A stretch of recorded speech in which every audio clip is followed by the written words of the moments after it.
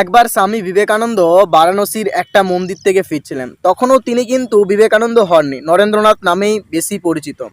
ফেরার পথে একদল বড় বানর তার পিছু করলো এবং বানরগুলোর পিছু করতে দেখে নরেন্দ্রনাথ কি করবেন ভেবে না পেয়ে তিনিও দৌড়াতে আরম্ভ করলেন এবং নরেন্দ্রনাথ যত জোরে দৌড়াতে আরম্ভ করলেন, বানরগুলো ঠিক তত বেশি জোরে চিৎকার করে তার পিছু নিতে লাগলো এবং এমন একটা সময় আসলো যখন বানরগুলো নরেন্দ্রনাথের গায়ে ঝাঁপিয়ে পড়ার উপক্রম করছিল। এই সময় এই সমস্ত ঘটনাটা এক বৃদ্ধ সন্ন্যাসী দূর থেকে দাঁড়িয়ে দেখছিলেন। তিনি নরেন্দ্রনাথকে চিৎকার করে বলেন, থামো, ভয় পেয়ে না পালিয়ে ওদের মুখোমুখি হও। বৃদ্ধ সন্ন্যাসীর মুখ থেকে এই কথাটা শোনার পরে নরেন্দ্রনাথ ভয়কে নিয়ন্ত্রণ করে তাদের মুখোমুখি হলো এবং নরেন্দ্রনাথের এই আকুত ভয় রূপ দেখে বানরগুলো পালিয়ে গেল। আমাদের জীবনে যখন সমস্যা আসে, সেই সমস্যাকে দেখে যদি আমরা তার ভয়ে পালিয়ে যাই তবে সমস্যাটা বাড়বে।